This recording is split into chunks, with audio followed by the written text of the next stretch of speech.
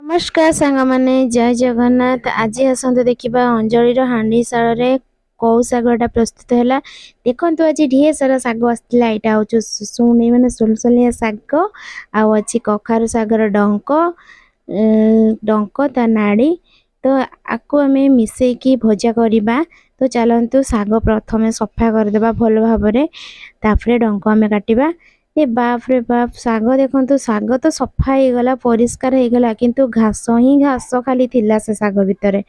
तो शाग सब सफा कर सारा काटी कटा देकी कखारु डंक को काटिदेलु भल भाव तापर भल भाव धोई धाई शाग कड़े देकी लुण अल्प टिके पकईकी ताको आस्ते आस्ते एपट सेपट नौटे दबा।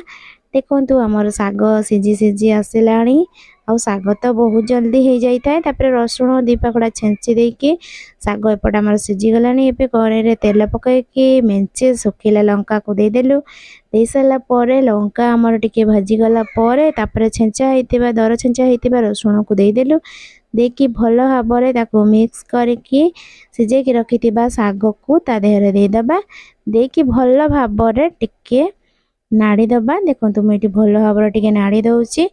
तो आमर देखु शाग भजा पूरा पूरा रेडी हो गला। आई शाग तो बहुत बढ़िया लगे। आ शाग तो आम ओडिया मानकर प्रिय खाद्य।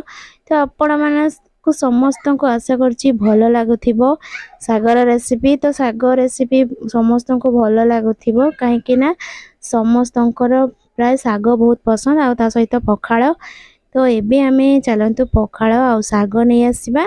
आउ सेठी टिके अछि चप सिंगड़ा आ चाट टिके अछि ता देहरे आमे टिके लेंबू चिपुड़ी दबा आ टिके भल पाग पई आउ टिके पाग बढ़िया पई कंचा लंका ता देहरे दळे दबा।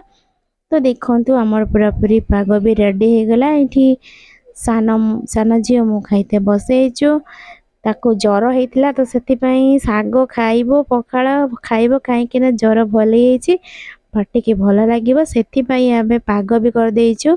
आ एबे चलंतु आमे पखाळ शाग आ पाग देकी खाइबा। आ ता सहित आहुर टिके पाग बने पई मिक्सचर आ कोन जे निमिकी पकेकी ताको भल भाबरे चकुटी दबा काहे एटा सान झियर डिमट थिला। तो खाइबा तो जमी गला। आज शाग जेहेतु